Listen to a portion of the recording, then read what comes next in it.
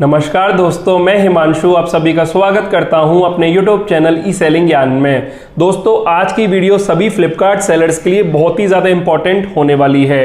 दोस्तों, फ्लिपकार्ट ने पिछले कुछ दिनों में काफ़ी सारे सेलर्स के अकाउंट से एक लमसम अमाउंट जो है वो डिडक्ट कर लिया है। कुछ सेलर्स के अकाउंट से लगभग 12,500 रुपये डिडक्ट कर लिए गए हैं, कुछ सेलर्स के अकाउंट से लगभग 14,000 रुपये डिडक्ट कर लिए गए हैं और काफ़ी सारे सेलर्स के अकाउंट से लगभग 20,000 रुपये डिडक्ट कर लिए गए हैं। और मेन बात यह है कि काफ़ी सेलर्स को तो इसके बारे में अवेयरनेस ही नहीं है, मतलब उन्हें यही नहीं पता कि उनके अकाउंट से एक लमसम अमाउंट फ्लिपकार्ट ने डिडक्ट कर लिया है।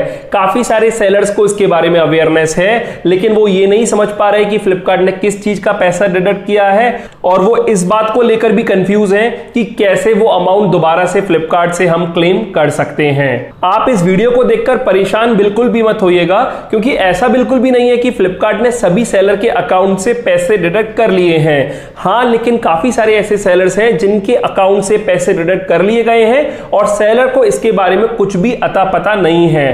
तो आज इस वीडियो में हम डिटेल में इसी के बारे में डिस्कस करने वाले हैं। सबसे पहले हम डिस्कस करेंगे कि फ्लिपकार्ट ने किस चीज का पैसा जो है वो सेलर्स के अकाउंट से डिडक्ट किया है। दूसरा हम डिस्कस करेंगे कि एज अ फ्लिपकार्ट सेलर आप कैसे पता कर सकते हो कि आपके अकाउंट से वो अमाउंट जो है वो डिडक्ट हुआ है या फिर नहीं हुआ, और हुआ है तो कितना अमाउंट डिडक्ट हुआ है।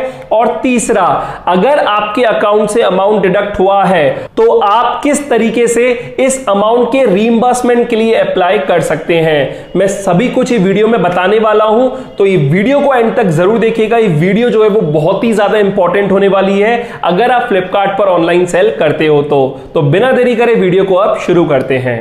तो सबसे पहले डिस्कस करते हैं कि फ्लिपकार्ट ने हम सेलर्स के अकाउंट से किस चीज का पैसा डिडक्ट किया है।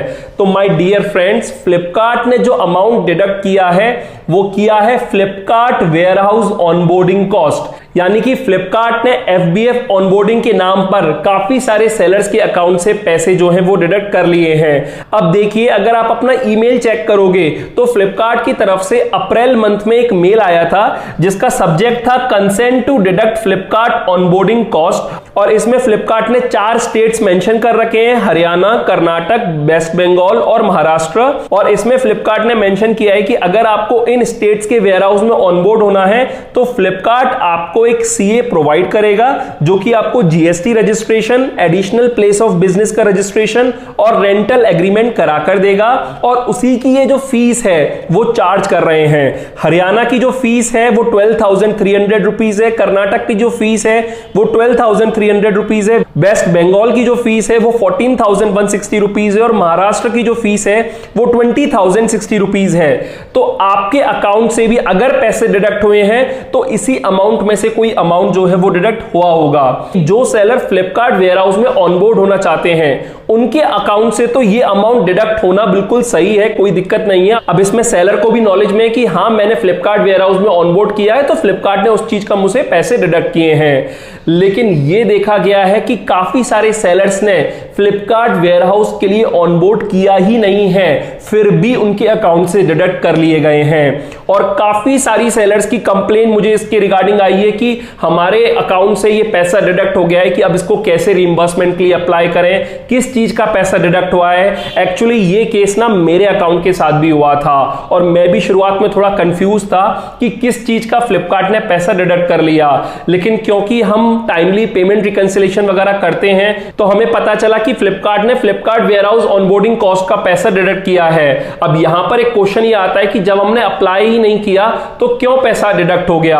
अब एक दिमाग में आता है कि हो सकता है फ्लिपकार्ट कभी कभी जब हम पैनल पे एक जगह से दूसरे जगह स्विच करते हैं तो काफी सारे पॉपअप जो है वो प्रोवाइड करता है। वैसे तो नॉर्मली हम उसे क्रॉस कर देते हैं क्योंकि एक लिमिट से ज्यादा पॉपअप हो जाते हैं कभी कभी, लेकिन बाई चांस हो सकता है किसी पॉपअप पे मैंने या मेरे किसी स्टाफ ने गलती से एक्सेप्ट कर लिया और फ्लिपकार्ट ने सीधे मेरे अकाउंट से पैसे डिडक्ट कर लिए हों, क्योंकि ये तो बिल्कुल श्योर है कि मैंने ईमेल तो किया नहीं है फ्लिपकार्ट को, ना ही कहीं एक्नॉलेजमेंट प्रोवाइड किया है। बाई चांस वो पॉपअप पे ओके हो गया हो या मैंने एक्सेप्ट कर दिया हो वो एक अलग बात है। तो मुझे शुरुआत में लगा था कि गलती कुछ मेरे एंड पे मैंने कर दी होगी, गलत पॉपअप पे एक्सेप्ट कर लिया होगा। लेकिन जब मल्टीपल सेलर्स की कंप्लेंट आने लगी और जब हम काफी सारे सेलर्स का पेमेंट रिकंसिलिएशन करते हैं तो उसमें भी हमें पता चलने लगा कि काफी सारे सेलर्स के अकाउंट से 12,300 रुपए, 20,000, 60 रुपए डिडक्ट हो गए हैं। तो हमने सेलर्स को इन्फॉर्म किया कि आपके अकाउंट से ये पैसा डिडक्ट हुआ है, आपको इसके बारे में नॉलेज है या फिर नहीं है। तो सेलर्स भी कंफ्यूज हो गए क्योंकि उनको इसके बारे में नॉलेज नहीं थी। बहुत ही कम सेलर थे जिन्होंने बोला था कि हाँ मैंने फ्लिपकार्ट वेयरहाउस में ऑनबोर्ड करने के लिए प्रोसेस आगे किया था तो इस वजह से ये डिडक्ट हुए हैं। लेकिन मैक्सिमम सेलर्स को इसके बारे में नॉलेज नहीं थी और मैं काफी टाइम से देख रहा था कि किस तरीके से जो अमाउंट डिडक्ट हो गया है वो फ्लिपकार्ट से रीइंबर्स कराया जाए। इसके लिए मैंने टिकट भी रेज की थी, उसका स्क्रीनशॉट मैं आपको शो कर देता हूं। लेकिन जैसा कॉपी पेस्ट वाला रिप्लाई फ्लिपकार्ट मैक्सिमम टिकट्स पे देता है, उस टिकट पर भी वही कॉपी पेस्ट वाले रिप्लाई करते रहे और फिर टिकट को क्लोज कर दिया और मुझे कोई भी प्रॉपर रिजोल्यूशन नहीं मिला। लेकिन अब मुझे यह पता चल गया है कि किस तरीके से आप रीइंबर्समेंट के लिए अप्लाई कर सकते हो, तो उसके बारे में ही मैं वीडियो के एंड में बताऊंगा। लेकिन उससे पहले मैं आप सभी सेलर्स को यह बताना चाहता हूं कि आप अपने एंड पर ये कैसे चेकआउट कर सकते हो कि आपके अकाउंट से पैसे डिडक्ट हुए हैं या फिर नहीं हुए फ्लिपकार्ट ऑनबोर्डिंग कॉस्ट के नाम पर। देखो, अगर आपने खुद से ऑनबोर्ड किया है, आपको नॉलेज है इस बारे में, तब तो आपको चेक ही नहीं करना, ऑब्वियसली पैसा डिडक्ट हुआ होगा और आपको उसके बारे में नॉलेज है। लेकिन अगर आपका केस ये है कि आपने फ्लिपकार्ट वेयरहाउस में ऑनबोर्ड नहीं किया तो एक बार आप इसे चेक जरूर कर लीजिएगा, क्योंकि आप खुद ही सोचो अगर आप चेक नहीं करोगे और फ्लिपकार्ट ने पैसे डिडक्ट कर रखे होंगे तो आप रीइंबर्समेंट के लिए अप्लाई नहीं करोगे तो कैसे वो अमाउंट जो है वो वापस आएगा। तो देखिए, चेकिंग के लिए मैं बता देता हूं कि किस तरीके से आप चेक कर सकते हो। देखिए, इसके लिए ना आपको फ्लिपकार्ट की पेमेंट रिपोर्ट डाउनलोड करनी पड़ेगी और मैं आपको रिकमेंड करूंगा कि आप 2 महीने की पेमेंट रिपोर्ट निकाल लीजिए, एक अप्रैल मंथ की और एक मई मंथ की। एक अप्रैल मंथ की और एक मई मंथ की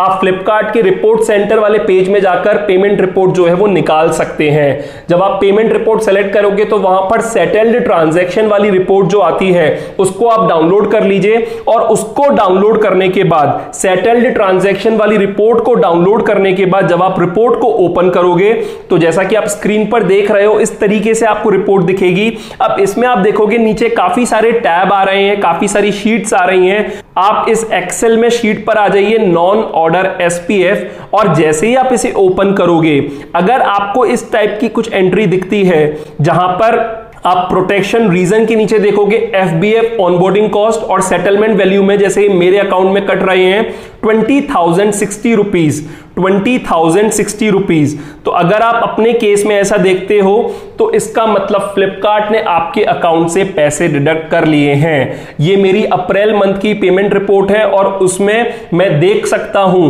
कि फ्लिपकार्ट ने 20,060 rupees Flipkart warehouse onboarding cost के नाम पर डिडक्ट कर लिए हैं। और इसी को देखकर मैं काफी ज्यादा सरप्राइज था आज से लगभग 1 महीने पहले जब मैंने ये देखा था कि मेरे अकाउंट से 20,060 rupees without my permission cut चुके हैं। लेकिन जब काफी सारे सेलर्स की कंप्लेंट आने लगी तब मुझे पता चला कि ये जो इशू है वो मैक्सिमम सेलर्स के साथ हो गया है। अब ऐसा जरूर नहीं है कि मेरे केस में इधर 20,060 रुपीज है तो आपके केस में 20,060 ही हो। मैंने आपको अभी शुरुआत में ही बताया है कि यहां पर 4 स्लैब बन रही है। 20,060 जो है वो महाराष्ट्र के वेयरहाउस के लिए हो सकता है, आपके केस में फ्लिपकार्ट ने 12,300 या फिर 14,160 रुपीज जो है वो डिडक्ट किए हों। तो एक बार आप इसे चेक जरूर कीजिएगा। तो अब आपको समझ में आ गया होगा कि किस चीज का पैसा कटा है और आप अपने अकाउंट में किस तरीके से चेक कर सकते हो। अब सवाल आता है कि अगर आपके अकाउंट से पैसा कटा है विदाउट योर परमिशन तो किस तरीके से आप रीइंबर्समेंट के लिए अप्लाई कर सकते हो। तो देखिए, रीइंबर्समेंट के लिए अप्लाई करने के लिए आपको एक ईमेल आईडी नोट करनी है। वो ईमेल आईडी है fbf-onboarding@flipkart.com। मैं स्क्रीन पर भी आपको फ्लैश कर दूंगा, आप इसको अपने पास लिख सकते हैं। और आपको अपनी रजिस्टर्ड ईमेल आईडी से, जो भी फ्लिपकार्ट पर रजिस्टर्ड ईमेल आईडी है, इस ईमेल आईडी पर मेल करना है। आप वहां पर स्क्रीनशॉट लगा सकते हो अपनी पेमेंट रिपोर्ट का कि आपके अकाउंट से फ्लिपकार्ट वेयरहाउस ऑनबोर्डिंग कॉस्ट के नाम पर अमाउंट डिडक्ट हो गया है और आप लिख सकते हो उस मेल में कि आपको उस रीइंबर्समेंट के लिए अप्लाई करना है क्योंकि वो आपकी परमिशन के बिना डिडक्ट हुआ है। तो देखो, वैसे मुझे श्योरिटी नहीं मिलती कि अमाउंट आएगा या फिर नहीं आएगा, लेकिन फ्लिपकार्ट टीम का रिप्लाई आया था, dear Himanshu, greetings of the day, we would like to inform you that we have added your details to initiate the refund of the charges. Once the process is completed your onboarding charges will be reflected back into your account. We request you to wait for some time, we will update you if something comes up. तो देखिए एक satisfactory mail आया मेरे को, तो उससे थोड़ा सा सेटिस्फेक्शन मिला कि हाँ मैंने सही जगह टिकट डाल दी है. मैं आपको बता दूं कि अभी मुझे ये अमाउंट जो है रिफंड नहीं हुआ है. फ्लिपकार्ट टीम ने इसमें क्लियरली बोल दिया है कि कुछ दिन लगेंगे, प्रोसेस कंप्लीट होने के बाद आपका जो अमाउंट है वो रिफ्लेक्ट बैक कर जाएगा आपके अकाउंट में, कुछ टाइम लगेगा. लेकिन एटलीस्ट एक प्रॉपर सेटिस्फैक्ट्री रिप्लाई आया है, तो मुझे लगता है कि आप भी इस तरीके से मेल करिएगा तो आपको रिप्लाई आ जाएगा. तो कुछ दिनों बाद या कुछ हफ्तों बाद वो अमाउंट आपके फ्लिपकार्ट अकाउंट में वापस आ जाएगा. अगर आपने कोई टिकट रेज की है तो वो टिकट का इंसिडेंस नंबर मेंशन कर दें. अगर टिकट रेज नहीं की तो पूरा इशू जो है यहां पर एक्सप्लेन कर दें और स्क्रीनशॉट अटैच कर दें. तो फ्लिपकार्ट की जो ऑनबोर्डिंग टीम है उनकी तरफ से रिप्लाई आ जाता है. एक बार रिप्लाई आ जाता है तो हो सकता है कुछ दिन या कुछ हफ्ते लग जाए वो अमाउंट को वापस आने में, लेकिन एटलीस्ट आपने अपनी तरफ से पूरा प्रोसेस जो है वो कर दिया है, जिससे कि रिइंबर्समेंट आ जाएगा. लेकिन अगर आप ऐसा नहीं करोगे तो जो 20,000 रुपए या 12,500 रुपए या 14,000 रुपीज जो आपके अकाउंट से डिडक्ट हुए हैं वो बिल्कुल भी नहीं आएंगे. तो इस वीडियो में मुझे यही बताना था कि काफी सारे फ्लिपकार्ट सेलर्स के अकाउंट से एक लमसम अमाउंट जो है वो डिडक्ट कर लिया है. तो अब आपको समझ में आ गया होगा कि आपको कैसे चेक करना है, किस चीज का अमाउंट डिडक्ट हो रहा है और कैसे आपको रीइंबर्समेंट के लिए अप्लाई करना है. तो मैं आप सभी सेलर से पहले भी बोल चुका हूं कि आप ऑनलाइन सेलिंग बिजनेस अगर करते हैं तो अपने अकाउंट्स को प्रॉपरली मेंटेन करें, पेमेंट रिकंसिलिएशन टाइमली करते रहें, जिससे कि कोई लूप होल अगर आपके बिजनेस में है, किसी ऑर्डर्स के पेमेंट नहीं आते या फिर कोई ऐसा चार्ज कटता है जिसके बारे में आपको नॉलेज नहीं है, तो वो आपको तुरंत से पता चल जाए. तो बस इस वीडियो में इतना ही. उम्मीद करता हूं वीडियो आपको अच्छा लगा होगा और हेल्पफुल रहा होगा. वीडियो अगर आपको अच्छा लगा और हेल्पफुल रहा हो तो इस वीडियो को लाइक कर दीजिएगा. अपने फ्रेंड्स और फैमिली में जो भी ऑनलाइन सेलिंग बिजनेस करते हैं और स्पेशली फ्लिपकार्ट पर सेल करते हैं उनके साथ ये वीडियो जरूर शेयर कीजिएगा. और अगर आप मेरे चैनल पर नए हो और पहली बार आए हो तो इस चैनल को सब्सक्राइब कर दीजिएगा, क्योंकि मैं ऐसे ही ऑनलाइन सेलिंग से जुड़ी वीडियोस अपने चैनल पर लाता रहता हूं. फिलहाल अभी के लिए मैं चलता हूं. Thank you.